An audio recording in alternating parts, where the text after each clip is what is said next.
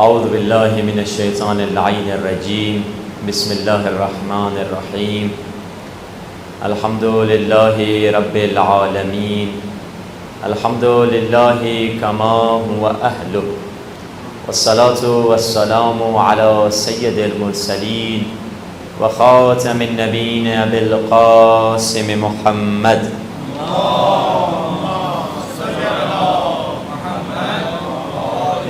وآلہ الطیبین الطاہرین المعصومین واللعنۃ دائمۃ علی اعدائہم اجمعین من الآن الی لقاء یوم الدین۔ مل کر سلامتی امام زمانہ کے لیے دعا پڑھتے ہیں۔ اللہم کل ولیک الحجۃ ابن الحسن صلواتک علیہ وعلی آبائہ فی هذه الساعة وفی کل ساعة وليا وحافظا وقاعدا وناصرا ودليلا وعينا حتى تسكنه أرضك توعا وتمتعه فيها طويلا برحمتك يا أرحم الراحمين صلوات۔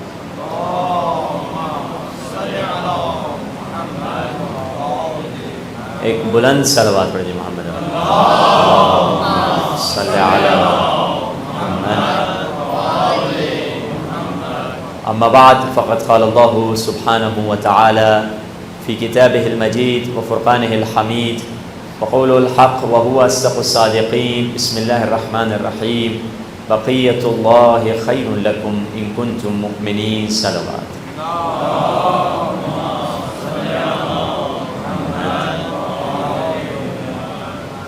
خداوند متعال قرآن مجید میں ارشاد فرما رہا ہے کہ قد جاءکم من اللہ نور و کتاب مبین، اور ایک مقام پہ فرمایا کہ فلما تجلی ربہ للجبل، فرمایا جب خدا کے نور کی تجلی پہاڑ پر پڑی تو پہاڑ سرمے میں بدل گیا، کافر جل کر مر گئے، موسیٰ جیسے نبی بے ہوش ہو کر گر گئے۔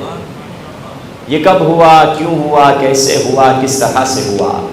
قوم نے حضرت موسیٰ سے کہا، موسیٰ جس خدا کی تم تبلیغ کر رہا ہے یہ ہمیں نظر نہیں آتا، ہمیں اللہ آنکھوں سے دکھائی نہیں دیتا، اسی لیے ہم تمہارے خدا کو کیسے مانیں؟ تو موسیٰ نے کہا چلو کوہ طور پر چلتے ہیں۔ قوم کو کوہ طور پر لے کر آئے اور اس موقع پر تجلی فلما تجلی ربہ، جب خدا کے نور کی تجلی ہوئی، ایک نور چمکا، جس نور کے چمکنے کے نتیجے میں یہ حادثات ہوئے کہ موسیٰ بے ہوش ہو کر گر گئے، کافر جل کے مر گئے اور پہاڑ سرمے میں بدل گیا۔ اب سوال یہ ہے کہ وہ جو نور کوہ طور میں چمکا تھا وہ کس کا نور تھا؟ لوگ کہیں گے جواب تو بہت سمپل ہے، جواب بہت آسان ہے، یہ آئے تھے خدا کو دیکھنے کے لیے، یہ تو خدا ہی کا نور تھا، مگر یہ نور خدا کا نور ہو نہیں سکتا۔ کیوں؟ کیونکہ خدا ہے لا مکان، خدا کوئی جگہ نہیں لیتا، اور یہ نور چمکا تھا کسی جگہ میں، اور اسی آیت میں خدا کہہ رہا ہے کہ لن ترانی یا موسیٰ، اے موسیٰ تو مجھے کبھی نہیں دیکھ سکتا۔ یہ آیت خود بتلا رہی ہے وہ نور خدا کا نور نہیں تھا۔ قرآن خود کہہ رہا ہے کہ لیس کمثلہ شیء، خدا جیسی تو کوئی شے ہو نہیں سکتی، یہ نور کوئی شے تھی۔ یہ ساری باتیں یہ بتلا رہی ہیں یہ نور خدا کا نور نہیں تھا۔ اچھا اگر خدا کا نور نہیں تھا کس کا نور تھا؟ اس نور کو سمجھنے کے لیے اس نور کی صفت کو تلاش کرنا پڑے گا۔ اس نور کی صفت یہ ہے کہ جب یہ چمکتا ہے تو پتھر کو توڑ دیتا ہے۔ عزیزان محترم، خدا نے مولا علی کی ولادت کا اہتمام کعبے میں کیا اور کعبے کی دیوار نے ٹوٹ کر بتایا یہ وہی نور تھا جو کوہ طور میں چمکا تھا۔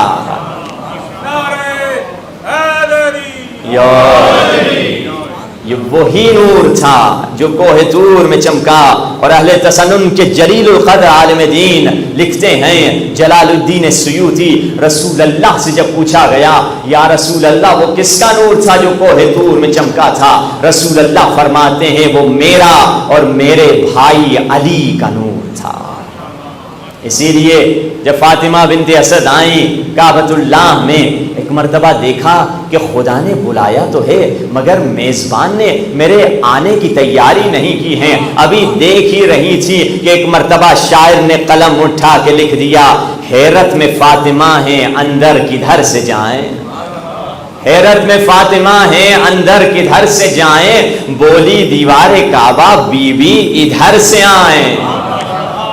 حیرت میں فاطمہ ہیں اندر کدھر سے جائیں، بولی دیوار کعبہ بی بی ادھر سے آئیں۔ غیروں کے واسطے ہیں آئیں تو در سے آئیں، لیکن جو اہل بیت ہیں چاہیں جدھر سے آئیں۔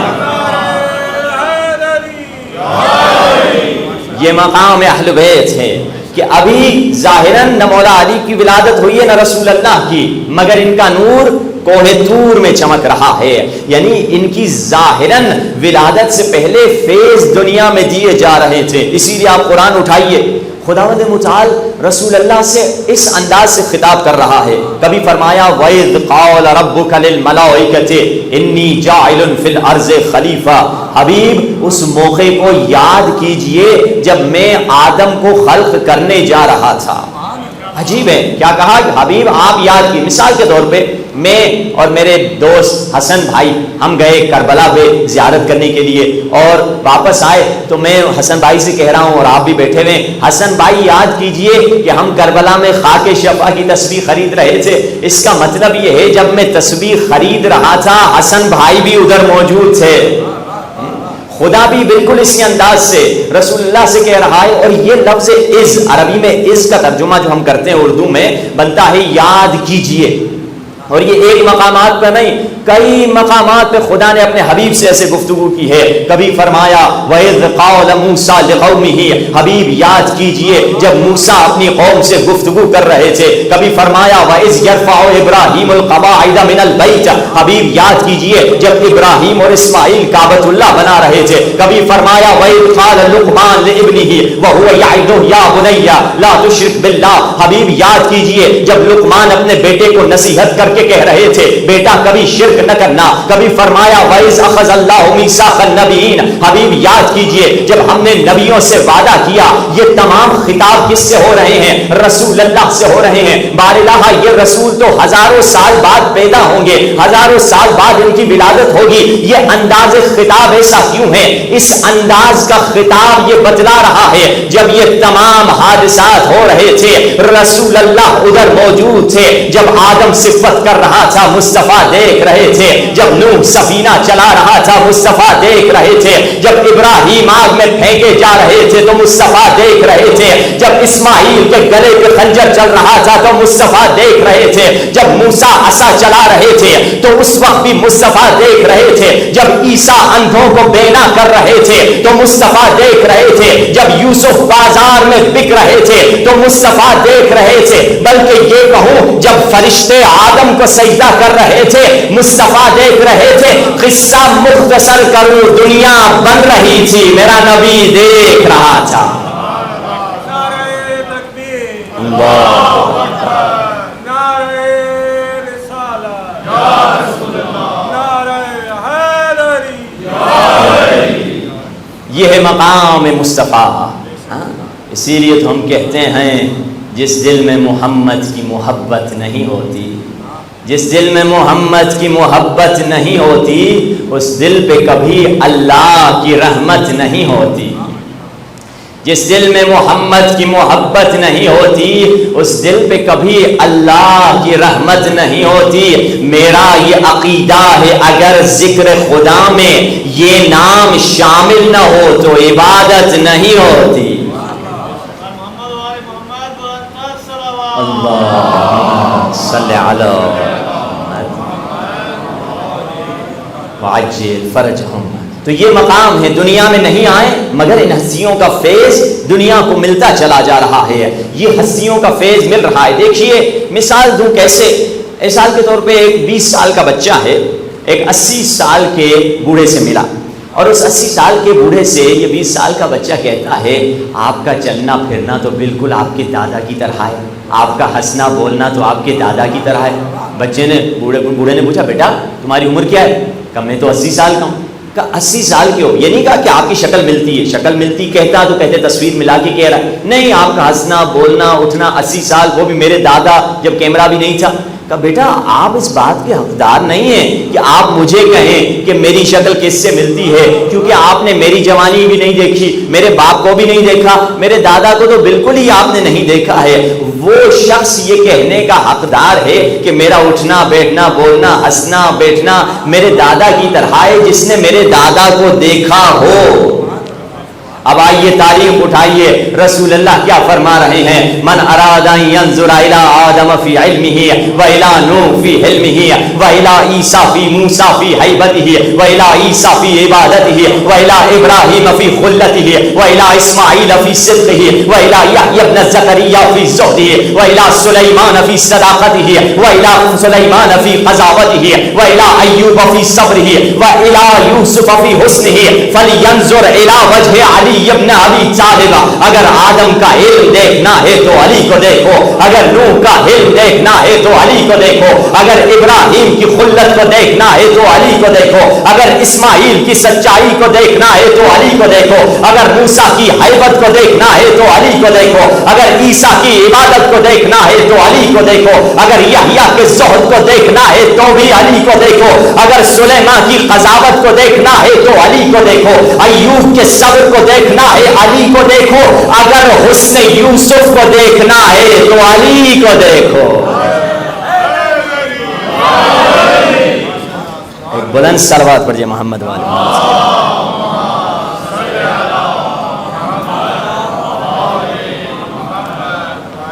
کہ رسول اللہ یہ کہہ رہے ہیں حقدار وہی ہیں. وہ کہہ سکتا ہے جس نے ان تمام انبیاء کو دیکھا ہو. تبھی تو فرمایا کہ یہ علی ان سے ملتے ہیں یا وہ علی سے ملتے ہیں. یہ ان کا رتبہ ہے، یہ ان کا مقام ہے. دنیا میں نہیں آئے مگر ان کا فیض لوگوں تک پہنچ رہا ہے. مگر اس زمانے کے لوگوں کے پاس اہل بیت کی وہ معرفت حاصل نہیں تھی. اہل بیت کی جو معرفت ہونی چاہیے. لوگ آتے تھے رسول اللہ کے ساتھ جو رفتار کیا کرتے تھے، خدا قرآن میں بار بار اپنی معرفت رسول اللہ کی معرفت دلاتا تھا. کبھی آ گئے رسول اللہ کے پاس، رسول اللہ کو ویسے ہی بلاتے تھے جیسے ایک دوسرے کو ہم بلاتے ہیں. آیت نازل ہوئی کہ اے لوگوں اے مسلمانوں، جیسے آپس میں ایک دوسرے کو بلاتے ہو ویسے رسول کو نہ بلاؤ. اچھا پھر کیا ہوا؟ اونچی آواز سے رسول اللہ کو بلاتے تھے. یعنی رسول دروازے پہ کھڑے ہو کر رسول اللہ کو اونچی آواز سے بلاتے تھے. مگر رسول تو رحمت للعالمین تھے، جانتے تھے یہ میری آواز سے زیادہ اونچا بول رہا ہے، یہ گنہگار ہو رہا ہے. تو رسول اللہ اس کو جواب جو دیتے تھے اس کی آواز سے زیادہ اونچا جواب دیتے تھے کہ کہیں یہ جہنمی نہ ہو جائے. آیت نازل ہوئی لا ترفعوا اصواتکم فوق صوت النبی، نبی کی آواز سے اپنی آواز کو بلند نہ کرو. پھر یہ ادب سکھایا. پھر کیا ہوا؟ کبھی کبھار رسول خدا کے پاس آ جاتے تھے، کھانا رکھا، کھانا کھایا، ٹیک لگا کے بیٹھ گئے. یا رسول اللہ اور کیا ہو رہا ہے؟ گپ شپ مار رہے ہیں، باتیں ہو رہے ہیں، ٹائم ضائع کر رہے ہیں. رسول خدا حیا کے مارے کچھ نہیں کہہ سکتے، بھائی کھانا ہو گیا سب ہو گیا، اب تو گھر جاؤ، ہمارا بھی کام کاج زندگی ہے ہماری، ٹائم ضائع کیے جائے. آیت نازل ہوئی فَإِذَا طَعِمْتُمْ فَانْتَشِرُوا، جب کھانا کھا لیا طعام ہو گیا پھر منتشر ہو جاؤ، نکل جاؤ. اور پھر آیت میں یہ بھی جملے ہیں کہ رسول تم سے حیا کرتے تھے، اللہ نبی کے معاملے میں کسی سے حیا نہیں کرتا. ان اللہ لا یستحی، اس معاملے میں اللہ کسی سے حیا نہیں کرتا. اچھا یہ معاملہ بھی ہوا. پھر کیا ہوا؟ دیکھیے معرفت کیسے تو کم تھی، قرآن معرفت دلاتا چلا جا رہا ہے. ایک مرتبہ آ گئے، کسی نے کہا یا رسول اللہ مجھے آپ سے ایک پرائیویٹ بات کرنی ہے کان میں. کہا ٹھیک ہے. آیا کان میں بات کی. دوسرے نے کہا یہ کیا وہ کر سکتا ہے، میں کیوں نہیں کروں، میں بھی پرائیویٹ بات کروں گا کل. دوسرا آ گیا، تیسرے نے کہا یہ دونوں کر رہے ہیں میں کیوں نہیں کروں. چوتھے پانچویں دن لائن لگ گئی، پورے لوگ لائن میں کھڑے ہوئے کیوں میں، ایک ایک کر کے آ رہا ہے، سرگوشی کر رہا ہے، کان میں پرائیویٹ بات کر کے جا رہا ہے. حضور پاک تکلف میں کچھ نہیں کہہ رہے، ٹائم پہ ٹائم ضائع ہو رہا ہے. آیت نازل ہوئی فَإِذَا اے مومنو فَتَصَدَّقُوا، اگر تمہیں رسول اللہ سے کوئی بات کرنی ہے تو پھر راہ خدا میں پہلے پیسہ خرچ کرو اور بیت المال میں رسید جمع کراؤ، پھر رسول اللہ سے بات کرو.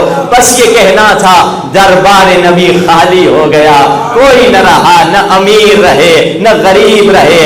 غریب چلے گئے پیسے نہیں تھے اور امیر چلے گئے کیونکہ کیونکہ کنجوس تھے، مگر تاریخ یہ کہتی ہے ایک تھے جو رہ گئے۔ وہ کون تھے؟ وہ عاشق نبی تھے، وہ معشوق نبی تھے، وہ محب نبی تھے، وہ محبوب نبی تھے، وہ جمال نبی تھے، وہ کمال نبی تھے، وہ حسن نبی تھے، وہ نور نبی تھے، وہ جان نبی تھے، وہ نفس نبی تھے، وہ روح نبی تھے، وہ شریک نور نبی تھے، وہ باب علم نبی تھے، وہ حافظ نبی تھے، وہ محافظ نبی تھے، وہ خلیفہ نبی تھے، وہ وسیع نبی تھے، وہ کمال عشق نبی تھے، وہ غالب علی خود غالب تھے، وہ علی ابن ابی طالب تھے۔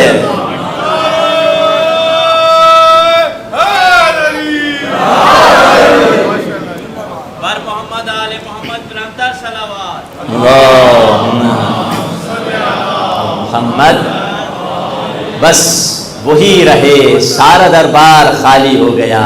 علی نے سوچا اس سے بڑھ کر کیا چانس کہ میں اور نبی اکیلا تنہائی میں نور کے دو ٹکڑے ملتے تھے، مگر خدا کے قانون کی خلاف ورزی نہیں کرنی، پارٹی بازی نہیں چلے گی۔ علی نے بھی صدقہ دینا تھا، مگر علی بھی تو پیسے والے نہیں تھے۔ کیا کیا؟ 10 تاریخ کی کہتی ہے 10 درہم جا کے علی نے قرضہ لیا، 1 درہم خرچ کرتے، پھر آ کے 1 سوال کرتے، پھر دوسرا درہم خرچ کرتے، پھر آ کے سوال کرتے۔ 10 سوال تاریخ نے مولا علی کے لکھے ہیں۔ پہلے آئے یا رسول اللہ ما کیف اسأل اللہ، یا رسول اللہ خدا سے کیسے مانگوں، کیسے دعا کروں؟ فرمایا بالصدق والوفا، سچائی اور وفا کے ساتھ مانگو۔ پھر گئے 1 درہم خرچ کیا، پھر واپس آئی یا رسول اللہ ما اسأل اللہ، خدا سے مانگوں تو کیا مانگوں؟ فرمایا سلامت الدین والدنیا، دین اور دنیا اور آخرت کی سلامت مانگو۔ اور پھر گئے 1 درہم خرچ کیا، پھر پلٹے یا رسول اللہ ما علیہ، مجھ پر کیا واجب ہے؟ فرمایا علیک اطاعت اللہ و طاعت الرسول، اللہ اور رسول کی اطاعت تم پر واجب ہے۔ پھر آئے یار خرچ کر کے، پھر آئے یا رسول اللہ مسرور، سرور کس شے کا نام ہے؟ فرمایا اللہ کی ملاقات ہی مومن کے لیے سرور ہے۔ پھر 10 درہم میں سے 1 درہم خرچ کیا، واپس آئے یا رسول اللہ مر راحہ، راحت کس شے کا نام ہے؟ فرمایا راحت مومن کے لیے صرف جنت میں ہی ملے گی، دنیا میں راحت نہیں ہوتی۔ پھر گئے خرچ کیا، فرمایا مل حق، رسول اللہ نے فرمایا حق کیا ہے؟ حق الاسلام، حق اسلام ہے۔ پھر خرچ کیا، پھر پلٹے یا رسول اللہ مل باطل، باطل کیا ہے؟ فرمایا باطل کفر ہے۔ پھر خرچ کیا، پھر پوچھے مل وفا، یا رسول اللہ وفا کس شے کا نام ہے؟ فرمایا شہادت ان لا الہ الا اللہ، لا الہ الا اللہ کہنا ہی وفا کا نام ہے۔ ادھر علی کے 10 سوال ختم ہوئے، ادھر آیت کینسل ہوئی، خدا کا حکم آ گیا اے مومنو بس اس آیت پر عمل کرنے کی ضرورت نہیں، ہم نے اس حکم کو کینسل کر دیا۔ سوال یہ ہے کہ خدا علی کو مقروض ہونے سے پہلے بھی اس آیت کو کینسل کر سکتا تھا، اب آیت کیوں کینسل ہوئی؟ پتہ نہیں وجہ کیا ہے۔ 2 ہی وجوہات سمجھ میں آتی ہیں، یا تو خدا نے دیکھا کہیں علی عشق نبی میں پورے مدینے والوں کے مقروض نہ ہو جائے، یا تو لا شریک خدا نے ارادہ کیا تھا علی کو ایک ایسی فضیلت دے دی جائے جس میں کوئی مسلمان شریک نہ ہو۔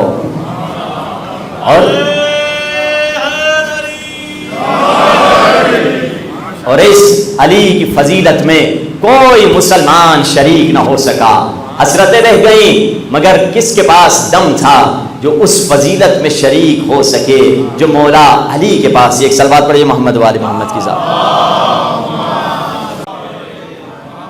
تبھی تو ہم کہتے ہیں علی جمال دعا الامہ، علی امام الزمن، علی وقار دل و جان، علی بہار چمن، علی عروج فصاحت، علی کمال سخن، علی عرب کے اندھیروں میں حق کی پہلی کرن، علی ضمیر جنوں، علی میر کاروان خرد، علی امین الرموز الرسول، علی فکر احد، علی دلیر و بہادر، علی سخی و کریم و اسد، علی ولی سے گریزاں نہ ہونا خدا کے لیے، علی تو قوت بازو ہے مصطفیٰ کے لیے، علی کا کلام سلونی کے وعدے کو نبھانا، علی کا حسن رب کی خلقت کا شہکار دکھانا، علی روکے تو نوا خاموشی میں ڈھلتی ہے، علی چلے تو زمانے کی سانس چلتی ہے، علی کا علم کرم گستری میں نبی کا ثانی، علی کا علم صحرا میں سمندر کی روانی، علی ہے منزل ادراک و آگہی کا نشان، علی ہے رونق محفل زمان و مکان، علی کے ذکر سے جنت وصول ہوتی ہے،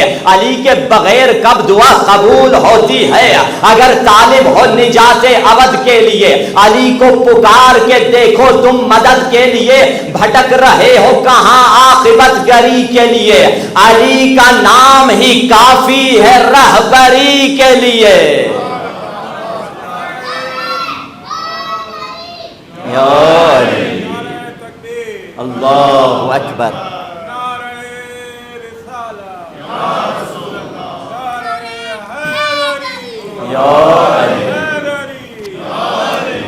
یہ ہے مقام علی مرتضیٰ۔ اب اگر کسی کو ان ہستیوں کی اگر معرفت چاہیے، یہ ہستیاں خود اپنی معرفت ہمیں دلا رہی ہیں۔ دیکھیے جس طرح سے ہمارا خود عنوان گفتگو یہی ہے کہ انتظار امام کے طریقے کیا ہیں۔ کل ہم نے گفتگو کی تھی کہ جب بھی اگر انسان اہل بیت کے در پہ آئے اس کا طریقہ کار یہ ہونا چاہیے 100% یقین اور خوشگمانی کے ساتھ آنا چاہیے۔ انتظار میں دوسری اہم شرط جس پر ہمیں توجہ کرنی چاہیے، انسان جب بھی اہل بیت کے ساتھ، نہ صرف اہل بیت کی طرف، اپنی روٹین لائف میں بھی اگر انسان کو کامیابی چاہیے اور اچھا کامیاب منتظر بننا ہے، اس کو اپنی زندگی میں دیکھنا ہوگا میری زندگی میں جذبات کی حکمرانی ہے یا عقل کی حکمرانی ہے۔ کچھ لوگ ہیں ان کی زندگیوں میں جذبات حکمرانی کر رہے ہوتے ہیں مگر عقل حکمرانی نہیں کرتی۔ تبھی تو ایک دعا ہے بڑی خوبصورت، امام زین العابدین فرماتے ہیں خدا سے یہ دعا مانگو، ایک صلوات پڑھیں محمد والی صلی علی مولا سے کہو وَسَفْرِغْ ایامی لما خلقتنی لہ۔ اے خدایا، اس دعا میں مولا نے نہیں کہا خدایا مجھے توفیق نماز دے، روزہ دے، حج دے، زکات دے۔ ایک عجیب چیز مولا نے خدا سے مانگی ہے۔ کیا چیز؟ جس عجیب چیز میں یہ ساری چیزیں آ جاتی ہیں۔ کیا فرمایا؟ اے خدایا وَسَفْرِغْ ایامی لما خلقتنی لہ، اے خدایا مجھے وہ فارغ وقت عطا کر جس میں میں اس فارغ وقت کو وہاں خرچ کروں جس مقصد کے لیے تو نے مجھے خلق کیا ہے۔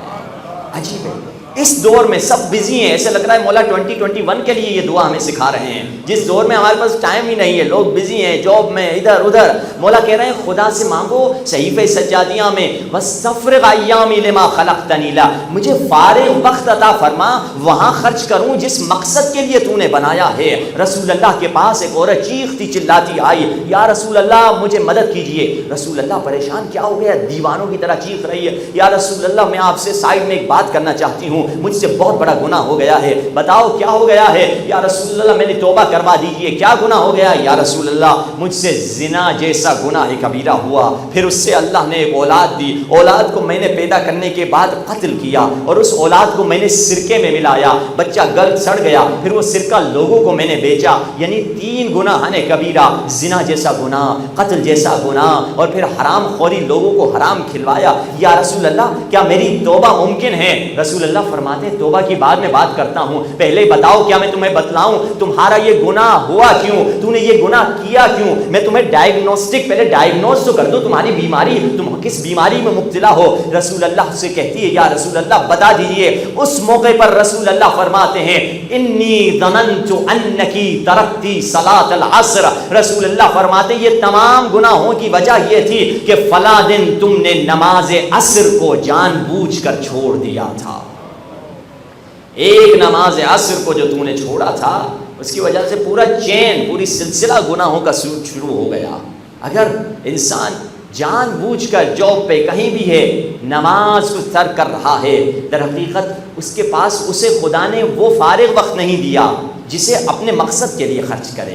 اپنے ہدف کے لیے خرچ کرے، اپنے ٹارگٹ کے لیے خرچ کرے، کیونکہ جذبات کی حکمرانی ہے۔ انسان کے اندر جذبے ہیں، کبھی پیسے کمانے کا جذبہ، کبھی شہوت کا جذبہ، کبھی کھانے کا جذبہ، کبھی دولت کمانے کا جذبہ۔ یہ تمام جذبات اللہ نے دیے، اچھے ہیں، ان کو صحیح یوز کرنا ہے، صحیح یوٹیلائز کرنا ہے۔ اگر صحیح یوز نہیں کریں گے وہی ہوگا جو مولا کے دشمنوں کا حال ہوا تھا۔ شمر لعین کون تھا؟ اس میں کون سا جذبہ تھا؟ شمر لعین میں دولت کمانے کا جذبہ تھا، دولت چاہتا تھا مگر یہ نہیں دیکھتا تھا حلال ہے یا حرام ہے۔ تبھی تو امام حسین نے فرمایا تھا کہ تو دولت کے لیے قتل کر رہا ہے حسین ابن علی کو۔ اسی طرح عمر سعد میں کیا جذبہ تھا؟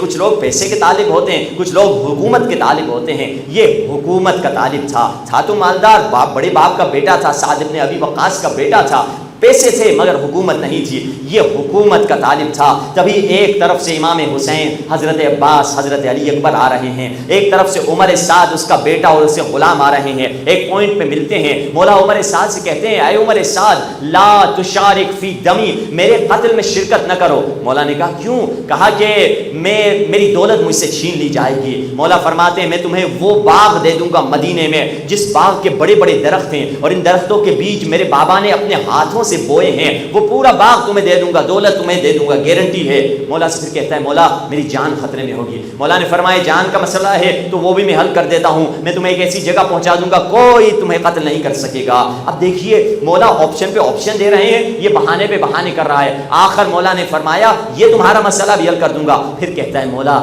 مجھے رے کی حکومت ملنے والی ہے۔ اس وقت مولا جلال میں آ کے فرماتے ہیں قتلک اللہ فی فراشک، اے بدبخت خدا تمہیں تمہارے بستر میں قتل کرے۔ اور جب مختار آئے تھے تو یہ بستر میں چھپ گیا تھا اور سپاہی نے ان کو اس ملعون کو بستر ہی میں قتل کیا تھا، اور اسے نہ دنیا میری مولا بتلا چکے تھے یہ چیزیں جس کی تمہیں طلب ہے وہ تمہیں ملنے والی نہیں ہے، مگر اس نے دنیا کمانے کا جذبہ اس پر غالب تھا۔ یعنی اس کے زندگی میں ایموشنز کی حکومت تھی، جذبات کی حکومت تھی، عقل کی حکومت نہیں تھی۔ اور جن کے زندگی میں عقل کی حکومت تھی وہ 72 میں شامل ہو گئے۔ وہ ہستیاں تھیں جن کی وہ 72 صرف جذبات سے نہیں آئے تھے حسین کی مدد کرنے، وہ عقل سے آئے تھے۔ اگر جذبات سے آتے، ہاں جذبات سے وہ آئے تھے جو شروع میں آئے تھے یہ سوچ کر فاتح خیبر کا بیٹا ہے، ضرور فتح ملے گی اور ہمیں مال غنیمت ملے گا۔ جب انہیں پتا چلا کہ شہادت کی طرف جا رہے ہیں سارے جذباتی چلے گئے، سارے ایموشنز والے چلے گئے، مگر جن کی زندگی میں عقل کی حکومت تھے وہی حسین کے ساتھ تنہا رہ گئے۔ یہ وہی ہے، یعنی دیکھیے اگر جذبات سے انسان صرف، میں نہیں کہہ رہا جذبات برے نہیں ہیں، یہ جذبات اور محبتیں ہمیں لے کر آ رہی ہیں، مگر شیطان انہی جذبات سے مس یوز کرتا ہے، انسان انہی ایموشن سے شیطان مس یوز کر رہا ہوتا ہے۔ دیکھیے مولا علی کے زمانے کا دور ہے، جو انسان عبادت بھی جذبات سے کرتا ہے اس کی عبادت کی بھی ویلیو نہیں ہے۔ حضرت کمیل مولا علی کے صحابی ہیں، خاص صحابی ہیں، اصحاب سر میں سے ہیں، یعنی سیکریٹ مولا کے صحابیوں میں سے ہیں۔ کوفے کی گلی میں چل رہے ہیں، کانوں سے ایک قرآن کی تلاوت کی آواز ٹکرائی، اتنی پیاری آواز تھی کہ کمیل نہ چل سکے، کمیل کے پاؤں رک گئے۔ کیا قرآن پڑھنے والا پڑھ رہا تھا رات کی تاریکی میں؟ امن هو قانت آناء الليل ساجدا وقائما يحذر الآخرة ويرجو رحمت ربه، وہ شخص جو راتوں کو سجود اور قیام کی عبادت میں گزارتا ہے اور قیامت سے ڈرتا ہے اور اپنے پروردگار کی رحمت میں امیدوار ہے۔ کمیل لذت حاصل کر رہے تھے، مزہ آ رہا تھا، کتنی اچھی تلاوت ہے۔ ایک مرتبہ پیچھے سے کمیل نے آواز سنی، کمیل، پیچھے پلٹا، کیا دیکھا؟ مولا علی آ رہے ہیں۔ کہا کمیل کہیں اس کی اچھی سر تجھے متاثر نہ کر دے، کہیں اس کی اچھی آواز تمہیں متاثر نہ کر دے، کمیل یہ جہنمی ہے۔ کمیل حیران، مولا علی میرے سینے کے راز سے واقف، میں جو لذت حاصل کر رہا تھا اس سے واقف، اس کی عاقبت سے واقف۔ یہ قاری قرآن جو رات میں آدھی رات کو ہم قرآن پڑھتے ہیں، وہ آدھی رات قرآن پڑھ رہا تھا، اس کو کہہ رہے ہیں جہنمی، اور کس سو کس آہو گداز سے قرآن پڑھ رہا تھا۔ کمیل نے کہا مجھے حیرت ہوئی، مگر مولا علی تھے، میں نے کچھ نہیں کہا۔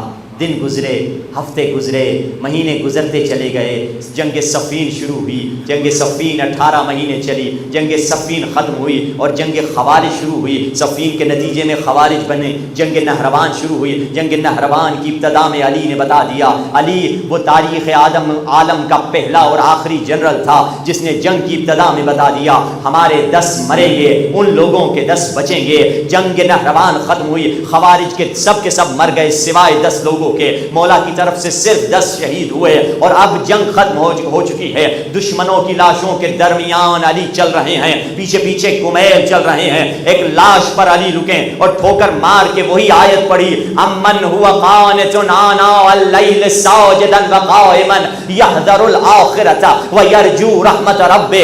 سر اٹھا کے کمیل کو دیکھا، کمیل یاد ہے چند سال پہلے آدھی رات کو یہ قرآن کی تلاوت کر رہا تھا، کہا مولا یاد ہے، مولا کے قدموں سے کمیل لپٹ گیا۔ یا علی مظہر العجائب بھی آپ ہیں، یا علی لوگوں کے انجام اور آغاز کے آپ علم رکھتے ہیں، یہ کیوں برا ہوا؟ عبادت تھی، قرآن تھی، مگر اس کی ساری عبادتیں جذبات کی وجہ سے کر رہا تھا، اس کی عبادت کے اوپر ولایت کا پرچم نہیں لہرا رہا تھا، اس کی عبادت کے اوپر ولایت کے پرچم کا سایہ نہیں تھا۔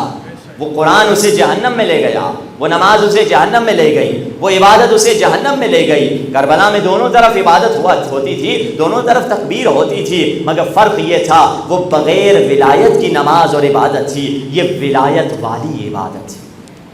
انسان میں اگر جذبات کی حکومت ہو تو وہ اس طرح سے اپنے ایمان کو تباہ کر لے گا، سمجھ رہا ہوگا میں صحیح کر رہا ہوں، سمجھ رہا ہوگا میں حق کر رہا ہوں، کیونکہ قرآن میں آیت ہے یحسبون، وہ لوگ گمان کرتے ہیں، یحسبون وہ لوگ گمان کرتے ہیں، انہم وہ لوگ یحسنون صنعا کہ وہ اچھا کام کر رہے ہیں، جبکہ وہ اچھا کام نہیں کر رہے ہوتے ہیں۔ کیوں؟ کیونکہ ان کا فیصلہ ایموشنل ہوتا ہے، ان کا فیصلے کی بیس جذبات ہوتی ہے، اور ان جذبات میں سے ایک چیز جو آج کل اس دور میں شیطان بہت یوز کر رہا ہے وہ یہ ہے کہ جوانوں کو، مردوں کو یا عورتوں کو، دونوں کو فرق نہیں ہے، انسان کو جذبات اتنے ابھارے جائیں کہ لڑکے لڑکی جوان بے حیائی کی طرف چلے جائیں۔ یہ شیطانی طریقہ ہے، کیونکہ یہ ایک میٹنگ کا نتیجہ تھا، جو دشمنوں کی میٹنگ تھی، انہوں نے کہا تھا اگر کسی مسلمان سوسائٹی میں اندر گھسنا ہے، اس مسلمان سوسائٹی کو بے حیا کر دو، پھر وہ خود سوسائٹی ہماری غلام ہو جائے گی۔ دشمن یہ سمجھ چکا ہے، اور اہل بیت نے اسی لیے سب سے زیادہ جس چیز پر تاکید کی ہے، جس کے کہہ سکتے ہیں ٹاپ 10 چیزوں میں سے، جس پہ اخلاقی امور میں سے جس چیز پر اہل بیت نے تاکید کی ہے وہ حیا ہے۔ کبھی حیا کا دامن ہاتھ سے نہ چھوٹنے پائے، کیونکہ حدیث میں فرمایا لا دین لمن لا حیا اللہ، جس کے پاس حیا نہیں ہے اس کے پاس دین نہیں ہے۔ اس دور میں دشمن کا سب سے زیادہ ہالی ووڈ کے ذریعے سے، بالی ووڈ کے ذریعے سے، سوشل میڈیا کے ذریعے سے، بے حیائی کے ذریعے سے کوشش یہ ہے کہ بے حیائی کو اتنا عام کر دو کہ بے حیائی اس لیول کی ہو جائے کہ اب انسان کو یا کسی شہری کو بے حیائی بری نہ لگے، وہ اس کی سوسائٹی کا حصہ ہو جائے، وہ نارمل روٹین ہو جائے۔ اور حدیث میں جگہ جگہ فرمایا، مولانا نے فرمایا من حرم الحیا فہو شر کلو، جس کے پاس حیا نہیں وہ سر سے پاؤں تک شر ہی شر ہے۔ ایک شخص رسول اللہ کے پاس آیا، یا رسول اللہ مجھے آدم سے لے کر خاتم یعنی آپ تلک تمام انبیاء کی درس جو بھی انہوں نے پڑھایا ہے مجھے ایک جملے میں بتا دیجیے، میرے کو ٹائم نہیں، مجھے ایک ہی جملے میں سارا سننا ہے، پورے آدم سے خاتم تک جو کچھ انبیاء کہہ کر گئے سب مجھے ایک جملے میں سنا دیجیے۔ ہوشیار شخص تھا مگر سوال بھی مشکل ہے۔ رسول اللہ نے کیا فرمایا؟ ان لم تستحی فافعل ما شئت، اگر تمہارے اندر حیا نہیں ہے جو مرضی میں آئے کر لے، جو من میں آئے کر لے۔ یہ پورا نچوڑ ہے سارے انبیاء کی باتوں کا، رسول اللہ فرما رہے ہیں ساری انبیاء کی باتوں کا یہی نچوڑ ہے، حیا نہیں پھر جاؤ جو کرنا ہے کر لو، پھر ہم تم پہ کام نہیں کرتے۔ ہم بچیوں کو حجاب سکھاتے ہیں، حیا نہیں سکھاتے۔ حجاب ایک فعل ہے، حیا ایک صفت ہے، حیا ایک کوالٹی ہے، حیا کی وجہ سے حجاب آ رہا ہوتا ہے۔ حجاب بچی کے سر پہ ٹھوسنے کے بجائے اگر ماں باپ حیا سکھا دیں بچی خود بخود حجاب کرنا شروع کر دے گی۔ بچی خود بخود سوچے گی میں کیوں نامحرم کے سامنے اس طرح سے آؤں، کیوں نامحرم کو ہاتھ دوں۔ حیا اگر سکھا دے، اور حیا مردوں کے لیے بھی ضروری ہے، کیونکہ فرمایا رسول کے پاس 7 عورتوں تو اتنی حیا تھی، مگر یہ صفت زیادہ عورتوں میں نظر آتی ہے، کیوں بار میں سرکار اس دعا میں ہمیں سکھاتے ہیں وَعَلَى النِّسَاءِ بِالْحَيَاءِ وَالْعِفَّةِ، اے خدایا عورتوں کو حیا اور عفت عطا فرما۔ حیا کی جو جسے کہا جائے ڈپکشن ہوتی ہے، حیا جب نظر آتی ہے وہ عورت ہی سے نظر آتی ہے۔ مرد میں بھی حیا کی ضرورت ہے، کیونکہ رسول اللہ نے ایک بندے کو ہائر کیا تھا، مزدور تھا، مزدوری کرتے کرتے گرمی تھی، شاید نہانے گیا، جہاں نہانے جس جگہ گیا وہ کھلی جگہ تھی، اور پورے لباس اتار کے نہا رہا تھا. رسول اللہ بہت جلال میں آئے, تم بے لباس ہو کے کیوں نہا رہے ہو؟ یا رسول اللہ کوئی نہیں تھا. کوئی آ تو سکتا تھا. پھر رسول اللہ نے فرمایا تم چلے جاؤ, مجھے بے حیا مزدور بھی پسند نہیں آئے.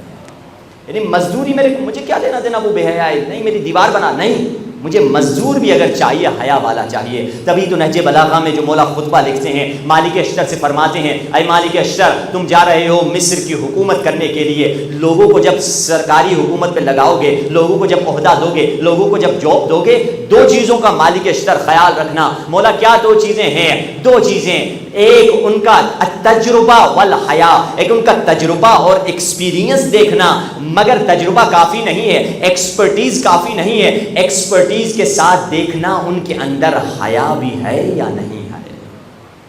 ہائر کرنے سے پہلے اس کی اس سیکولر دنیا میں کون دیکھتا ہے کہ اس کے اندر حیا ہے یا نہیں ہے, کہ بے حیا انسان ہے. اب حیا کا پتہ کیسے چلتا ہے؟ ہم اپنے اندر دیکھیں کہ میں اپنے آپ کو چیک کروں کہ میں انسان با حیا ہوں یا بے حیا ہوں. ایک مومن اپنے آپ کو چیک کرے کہ میں با حیا ہوں یا بے حیا ہوں. مولا فرماتے ہیں, اور یہ حدیث میں ہے, جب حضرت داؤد اپنے بیٹے سلیمان کو نبوت کا علم دے رہے تھے تو باپ نے بیٹے سے 14 سوال کیے ہیں, اور ایک سوال کا جواب جب صحیح دیا, پھر بعد میں حضرت داؤد نے اپنے بیٹے سلیمان نبی کے پاس علم میں اور نور نبوت کو منتقل کیا. ان میں سے ایک سوال یہ تھا 14 سوالوں میں سے, کیا تھا؟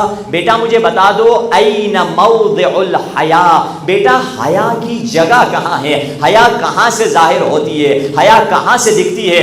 بیٹے سلیمان اپنے بابا داؤد سے کہتے ہیں, موضع الحیا العینان, یہ دو آنکھیں ہیں جہاں سے انسان کی حیا کا علم ہوتا ہے. اگر میری آنکھیں میرے قابو میں نہیں تو میں بے حیا ہوں. میں ہر جگہ دیکھ رہا ہوں, ہر جگہ میری آنکھیں دوڑ رہی ہیں, تو ابھی مجھ میں حیا نہیں آئی ہے, ابھی میں خدا کا حیا نہیں کرتا ہوں. حیا کی بھی قسمیں ہیں, بہت تفصیلی چیپٹر ہے حیا کا, اتنی حدیثیں, پورا عشرہ حیا پہ انسان پڑھ سکتا ہے. حیا کے ٹاپک پر چند حدیثیں حیا کے بارے میں, حیا کی اقسام کے بارے میں بتلا دوں. ایک حیا ہے حیا الذنب. انسان حیا کب کرے؟ جب گناہ کا موقع ہو. اللہ کی حیا کرے, اللہ سے حیا کرے. ایک بدبخت نوجوان نے گلی میں ایک جوان لڑکی کو دیکھا, اسے گناہ کی دعوت دی اور کہا لا یرانا الا الکواکب, ہمیں ستاروں کے سوا اور کوئی نہیں دیکھ رہا. مگر یہ خاتون با حیا تھی, اس نے جواب میں کیا کہا؟ فأین مکوبھا, تم ستاروں کی بات کر رہے ہو, میں ستاروں کے خدا کو دیکھ رہی ہوں. وہ خدا تو مجھے دیکھ رہا ہے, ستاروں کو دیکھتے ہو, ستاروں کے خدا کو بھلا چکے ہو, وہ تو ہمیں دیکھ رہا ہے. حیا الذنب اگر انسان میں آ جائے, وہ حیا اسے گناہ سے روک لے گی. دوسری حیا کیا ہے؟ حیا الکرامہ, عزت کی حیا. کبھی آپ دیکھتے ہیں کچھ نوجوان ہوتے ہیں بزرگ کو جھک کے دیکھتے بھی نہیں نگاہیں اٹھا کر, یہ ان کی عزت کی حیا ہے, ادب اور احترام میں. یا کچھ ایسے بچے ہوتے ہیں, بیٹے ہوتے ہیں, ان کا اعتراض ہوتا ہے, آ کے باپ سے نہیں کہتے, ماں سے جا کر کہتے ہیں. یہ برا نہیں ہے, باپ مجھ سے کیوں نہیں کہہ رہا؟ ارے آپ کے احترام اور عزت کی وجہ سے وہ نہیں کہہ رہا, آپ کی عزت کر رہا ہے منہ کے بل سامنے.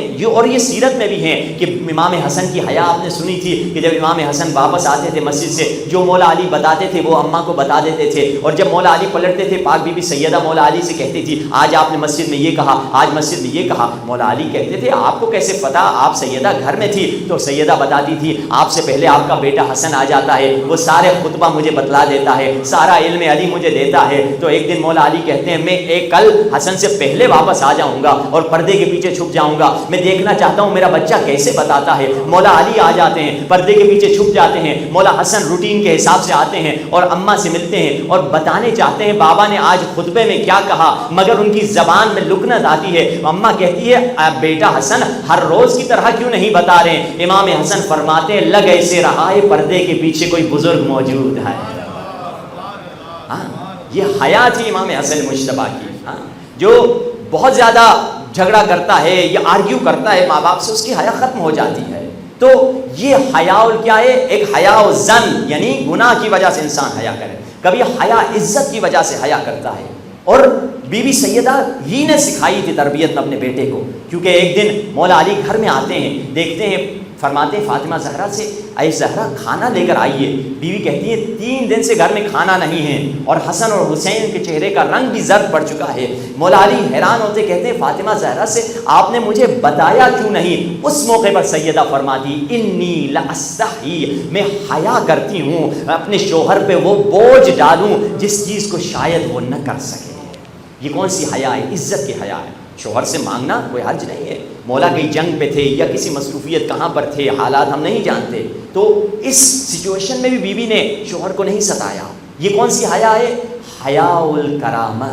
اور دوسرا حیا کی دوسری قسم کیا ہے؟ حیا انسان کے اٹھنے میں، انسان کے کیریکٹر میں نظر آئے. ہاں کبھی کبھار حیا انسان کے کیریکٹر میں کیسے؟ انسان کے بولنے میں حیا نظر آئے.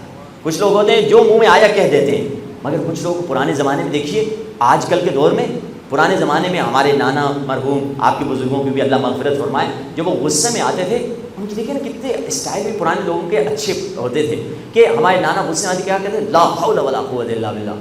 یعنی ان کا غصہ بھی کچھ اللہ کا ذکر کر رہے ہیں. آج کل ماں بہن کی گالی سے تو اسٹارٹ ہوتا ہے بندے کی، یعنی حیا ہی نہیں ہے نا کہ گالی سے ہی اسٹارٹ ہو رہا ہے. وہ کہتے تھے لا الہ الا اللہ، استغفر اللہ. یہ اچھا ہے، آپ استغفر اللہ کہہ رہے ہیں، لا الہ الا اللہ کو بلا رہے ہیں، کہیں نہ کہیں خدا آپ کی مدد کرے گا، غصہ ٹھنڈا ہو جائے گا. اور یہی ذکر اہل بیت سے اس کے اثر ہوتا ہے. ایک دوست خود بتا رہے تھے کہ ایک دن، کیونکہ سلوات کے بارے میں کہا جاتا ہے سلوات انسان کے غصے کو کم کرتا ہے. ایک دوست کہہ رہے تھے میں ایک دوست سے میرا جھگڑا تھا، میں گھر سے نکلا، سوئچ لگایا، گاڑی آن کی اور ڈرائیو کرتا ہوا جا رہا ہوں غصے میں کہ ابھی ان کو بتاؤں گا، ابھی یہ کروں گا، مگر پتہ نہیں میری عادت یہ کہہ رہے تھے. اور کہنے لگے بعد میں مجھے پتہ چلا کہ غصے کو، سلوات غصے کو کم کرتی ہے، مگر میری عادت تھی جب بھی گاڑی چلاتا تھا کسی بھی وجہ سے، ایکسیڈنٹ سے بچنے کی وجہ سے، جو بھی اپنی سیکیورٹی کی وجہ سے سلوات پڑھتا تھا. جیسے یعنی عادت ہو گئی تھی، اسٹیئرنگ ویل ہاتھ میں آیا تو میری سلوات شروع ہو جاتی تھی. مگر میں غصے میں تھا، میں بے ساختہ اپنے روٹین کے حساب سے انکانشیسلی غصے میں جا رہا تھا، ابھی اس کو بتاؤں گا، اس کو سیدھا کروں گا، اللہم صلی علی محمد وعلی محمد. جیسے گاڑی سے اترا وہ دوست اپنی روٹین سے نکلا، اپنے گھر سے نکل رہا تھا، اس نے مجھے دیکھا، کیا ہوا، کیا کیسے آئے ہو، کیا کام تھا؟ میں نے فوراً اسے سینے سے لگا دیا، آپ سے ملنے کے لیے آیا تھا. میں خود حیران، میں تو غصے میں آیا تھا، اچانک میرا غصہ کہاں ختم ہوا.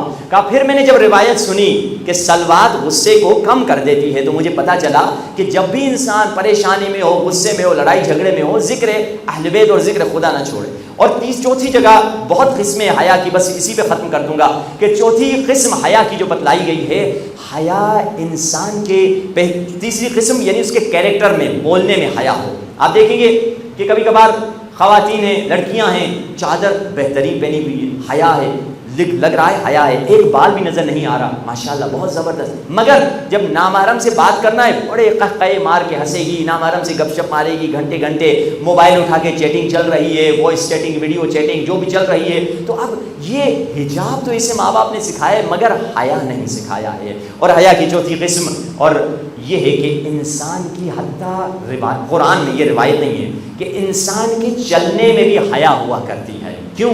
کیونکہ قرآن میں فرمایا جب حضرت موسیٰ نے شعیب نبی کی 2 بیٹیوں کو مدد کی، وہ پانی نکالنا چاہتی تھیں، کنویں کے اطراف لڑکے تھے، وہ نہیں چاہتی تھی نامحرم سے ان کا ٹکراؤ، ویٹ کر رہی تھی لڑکے جائیں تو میں پانی نکالیں، مگر لڑکوں نے دیر کر دی. حضرت موسیٰ نے دیکھا ان لڑکیوں کو میں مدد کر لیتا ہوں، یہ لڑکے تنگ کر رہے ہیں، تو پانی نکال کے دے دیا. یہ گئیں، باپ سے بتایا، حضرت شعیب نابینا تھے، باپ سے بتایا، ایک نوجوان تھا، نیا لگ رہا تھا شہر میں، کیونکہ حضرت سلیمان حضرت موسیٰ مصر سے بھاگے تھے اور مصر سے آ کے مدائن پہنچے. تو باپ کے بتایا مدائن میں ایک نیا نوجوان تھا، ہم اسے نہیں جانتے بلکہ اس نے ہماری مدد کی. تو باپ نے کہا جاؤ اس کو بلاؤ. اب یہ پہلی مرتبہ نامحرم سے نبی کی بیٹی بات کرنے جا رہی ہے، کیونکہ نبی نابینا تھے، خود نہیں آ سکتے تھے.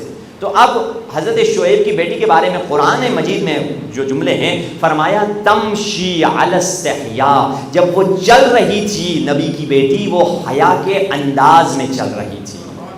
یعنی چلنے میں بھی حیا ہوتی ہے، جس پہ خدا کہہ رہا ہے تمشی علی استحیاء. اور حضرت موسیٰ کی آنکھوں میں بھی حیا تھی. حضرت موسیٰ نے اس سے کہا کہ تم اگر چلنا ہے تو میرے پیچھے چلو، میں نہیں چاہتا تمہارے چادر یا تمہارے جسم پر میری نظر پڑ جائے، مجھے پیچھے سے بتاؤ، پیچھے چلو، پیچھے سے بتاؤ مجھے دائیں جانا ہے یا بائیں جانا ہے. یعنی موسیٰ میں بھی حیا تھی اور نبی کی اس بیٹی میں بھی حیا تھی. اور انسان خدا سے یہ مانگے خدایا مومن کو غیرت اور مومنہ کو حیا دے. جتنی ضرورت عورت کو حیا کی ہے اتنی ضرورت مومن کو غیرت کی ہے. اور حیا صفت الہی ہے۔ قیامت کے دن آواز آئے گی جس شخص کا یہ خدا کی صفت ہے، جس شخص کا نام محمد ہے، مجھے حیا آتی ہے، اس کو جہنم میں ڈال۔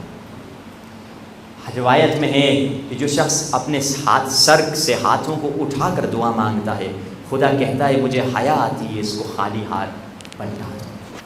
یہ اللہ کی صفت ہے۔ یا فرمایا جس شخص کے سفید بال ہو جاتے ہیں سر کے اور داڑھی کے، جب وہ گناہ کرتا ہے خدا کی آواز آتی ہے میں چاہتا ہوں اس پر عذاب نازل کروں، مگر جب اس کے سفید بالوں کو دیکھتا ہوں مجھے اس کے سفید بالوں سے حیا آتی ہے۔ پھر خدا کہتا ہے اے گنہگار، مجھے تم سے حیا آتی ہے، تمہیں مجھ سے حیا کیوں نہیں آتی؟ اور پوری مجلس کا جسے کہا جائے نچوڑ اسی حدیث میں ہے، لو کان الحیاء صورتا لکان حسینا، اگر حیا کی کوئی شکل و صورت ہوتی وہ حسین کی شکل ہوتی۔ حیا حسن اور حسین سے سیکھیں، حیا کربلا والوں سے سیکھیں، حیا اور ادب عباس علمدار سے سیکھیں۔ ہاں عزیزو، یہ ایام ہیں، ان ایام میں ہم جمع ہوتے ہیں۔ مولا ہم گنہگار ہیں، آپ کے در پہ آئے ہیں، دسترخوان حسین ابن علی بچھا ہوا ہے۔ مولا ہماری طرف کچھ ہڈی دسترخوان سے پھینک دیجیے، کیونکہ امام حسن مجتبیٰ جب کھانا کھا رہے تھے تو ایک کتا سامنے دیکھ رہا تھا۔ مولا ایک نوالا خود کھاتے، ایک نوالا کتے کو دیتے۔ اصحاب کہتے مولا اسے چھوڑ دیں، ہم کتے کو کھلا دیں گے۔ امام حسن فرماتے ہیں مجھے خدا سے حیا آتی ہے کہ ایک جانور مجھے دیکھ رہا ہو اور میں کھا رہا ہوں۔ مولا ہم آپ کے در پہ غلام بن کے آئے ہیں، مولا اپنے دست کرم سے کچھ عطا کر دیجیے۔ مولا ایسے سخی ہیں، اب یہ جملہ مصائب کا ہے اور فضائل کا بھی ہے، مگر فضائل میں پڑھا نہیں جا سکتا، یہ مصائب اور فضائل دونوں اس جملے میں ہیں۔ کیونکہ جب امام حسین 10 محرم کے دن آخری مرتبہ مقتل کی طرف جا رہے تھے، امام حسین نے کہا اما فضا وہ پرانا کرتا لے کر آنا جسے اما زہرا نے اپنے ہاتھوں سے سیا۔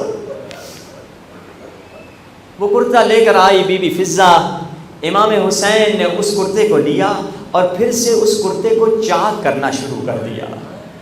مولا سے پوچھا مولا کرتے کو کیوں پھاڑ رہے ہیں؟ مولا نے فرمایا اس لیے پھاڑ رہا ہوں تاکہ کوئی لوٹنے والا اس کرتے کو لوٹے نہ۔ پھر مولا ایک نیا کرتا منگاتے ہیں جو تھوڑا نیا ہوتا ہے، اس پھٹے ہوئے کرتے کے اوپر پہن لیتے ہیں۔ مولا سے پوچھا جاتا ہے مولا یہ نیا کرتا پھٹے ہوئے کرتے کے اوپر کیوں پہن رہے ہیں؟ سنو گے مولا نے کیا فرمایا؟ مولا فرماتے ہیں میں نہیں چاہتا لوٹنے والا خالی ہاتھ چلا جائے، میں نہیں چاہتا لوٹنے والا خالی ہاتھ جائے، اسے بھی تو کچھ ملنا چاہیے۔ اے علی کے کریم بیٹے تمہارے کرم پہ لاکھوں سلام۔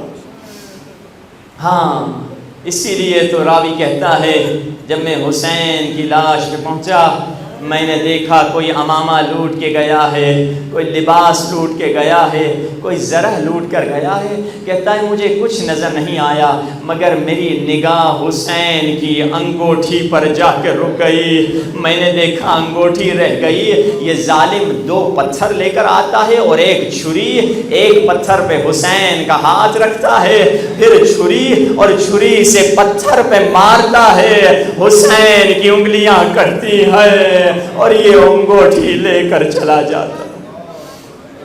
مل کے امام حسین کو سلام کریں، السلام علیکہ یا ابا عبداللہ، السلام علیکہ یا ابن رسول اللہ، السلام علیکہ یا ابن امیر المؤمنین وابن سید الوسیر، السلام علیک یا ابن فاطمة سیدۃ النساء العالمین، السلام علی الحسین وعلی آل ابن وعلی اولاد وعلی اصحاب۔ زینب بی بی کے کانوں سے ایک آواز ٹکرائی۔ بی بی زینب نے آواز سنی، کوئی کہہ رہا ہے لاشوں کو پامال کیا جائے، مگر ایک مرتبہ حر کے قبیلے والے آئے، کہا ہم اپنے قبیلے والے کی لاش کو پامال نہیں ہونے دیں گے۔ کہا ٹھیک ہے، حر کی لاش اٹھا دی جائے۔ حبیب کے قبیلے والے آئے، انہوں نے کہا ہم اپنے قبیلے والے کی لاش کو پامال نہیں ہونے دیں گے۔ کہا ٹھیک ہے، ان کی لاش اٹھا دی جائے۔ ایک ایک کر کے لاشیں اٹھتی چلی گئیں۔ تاریخ یہ لکھتی ہے بس ایک غریب سید کی لاش کربلا کے میدان میں پڑی رہی اور زینب صدا دیتی رہی، مسلمانوں نبی زادے کے بیٹے کی لاش اٹھا لو، مگر کسی نے حسین کی لاش نہیں اٹھائی۔ کربلا جانے والے اکثر یہ پوچھتے ہیں کہ خاک شفا کا دائرہ اتنا بڑا کیوں ہے؟ خاک شفا 4 میل حسین کی قبر سے جو بھی مٹی اٹھا لے وہ ساری مٹی خاک شفا ہے۔ معلوم ہے کیا ہوا، کیا غضب ہوا اور کیا قیامت ہوئی۔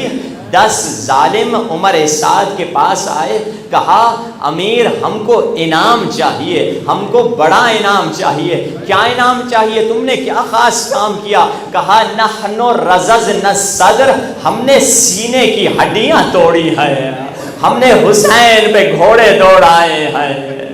جب گھوڑے دوڑا رہے تھے، حسین کا خون اور گوشت گھوڑے کے قدموں میں پھنس جاتا اور گھوڑا آگے نکل جاتا۔ سید کی لاش کربلا میں بکھر گئی، پوری کربلا خاک شفا بن گئی۔ ہاں زادارو، یہ تمام مصیبتیں سادات نے دیکھی ہیں، مگر آج وہ ایام غم ہیں جن میں امام زین العابدین تمہارے قیدی امام قیدی بنا کے کربلا سے کوفے کی طرف لے جائے جا رہے ہیں۔ کربلا کے بعد رسول اللہ کا ایک صحابی تھا، بوڑھا ہو چکا تھا، اسے پتہ چلا کہ حسین کو کربلا میں شہید کیا گیا اور آل رسول کو قیدی بنا دیا گیا ہے۔ اس نے مدینے میں ساری اپنی زمینیں بیچ دی اور آ کر شام کے رستے میں اس نے زمینیں خرید لی، وہیں سبیل لگاتا تھا اور شام سے آنے والوں سے پوچھتا تھا میرے قیدی امام کی کیا خبر ہیں؟ تو شام سے آنے والے بتاتے تھے تمہارے قیدی امام کو ظالموں نے اتنا پیدل چلایا ہے، اب تمہارے آقا کے پاؤں میں آبلے پڑ گئے، تمہارے آقا کے سر پہ جو امامہ ہے وہ بھی آدھا جلا ہوا ہے۔ یہ روتا اور گریا کرتا اور خدا سے دعا مانگتا، خدایا کب مجھے میرے آقا سجاد کی زیارت نصیب ہوگی، کب میرے مولا رہا ہو کر زندان سے آئیں گے۔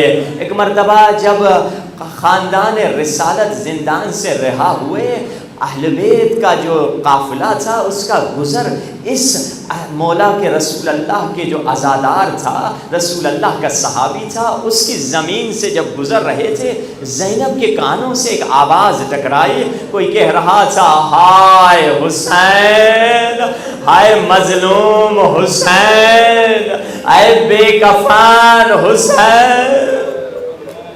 بی بی زینب نے کہا سجاد بیٹا ذرا جا کے دیکھ لے یہ کس حسین پہ رو رہا ہے، کیا فاطمہ زہرا کے بیٹے حسین پہ رو رہا ہے؟ سید سجاد اترتے ہیں، دیکھتے ہیں ایک بزرگ ہے جو زمین پہ کام کر رہا ہے اور کام کرتے کرتے کبھی آسمان کی طرف دیکھتا ہے، کہتا ہے خدایا کب مجھے میرے آقا سجاد کی زیارت نصیب ہوگی۔ امام سجاد آگے پڑھتے ہیں، فرماتے ہیں السلام علیک ایھا الشیخ الکبیر، اے بزرگ تم پر میرا سلام۔ اب یہ پلٹتا ہے، پہلی مرتبہ امام سجاد کو دیکھتا ہے، ایک مرتبہ سجاد کے چہرے کو دیکھتا ہے، پھر سجاد کے پیروں کو دیکھتا ہے، پھر چہرے کو دیکھتا ہے، پھر پیروں کو دیکھتا ہے، عجیب جملہ کہتا ہے اگر شام سے آنے والوں نے صحیح کہا ہے، کہیں آپ میرے مولا سجاد تو نہیں ہے؟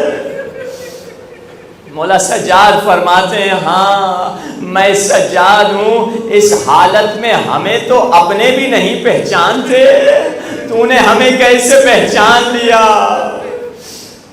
اب مولا سے کہتا ہے مولا میں آپ کو پرسہ دینا چاہتا ہوں۔ مولا فرماتے ہیں آؤ ہمیں پرسہ دو۔ اب یہ جو پرسے مولا کو دینا ہے، یہی پرسے ہمیں امام زمانہ کے قدموں پہ سر رکھے امام زمانہ کو پرسہ دیں گے۔ آتا ہے امام زین العابدین کو سینے سے لگا کے کہتا ہے مولا عباس علمدار کا بڑا ارمان، کٹے بازوؤں کا بڑا ارمان، مولا علی اکبر کے سینے کا بڑا ارمان، مولا اصغر کی ننھی سی گردن کا بڑا ارمان، مولا حسین کا سر جو نو کے نیزے پہ بلند ہوا اس کا بڑا ارمان۔ ایک مرتبہ ایک جملہ کہتا ہے، سجاد کی چیخ نکل آتی ہے، کہتا ہے مولا ارمان تو بہت ہیں مگر زینب کی چادر کا بڑا ارمان۔ اللہ جانے یہ کیا دیکھتا ہے یہ بزرگ، شاید اس کی نگاہ سجاد کی گردن میں جو توپ کا زخم تھا اس پہ پڑ گئی، ایک چیخ مارتا ہے اور گردن ڈھلکتی ہے۔ سجاد کہتے ہیں انا للہ و انا الیہ راجعون۔ پھوپھی اماں بابا کا عزادار پردیس میں مر گیا۔ اللہ لعنت اللہ علی القوم الظالمین وسیعلم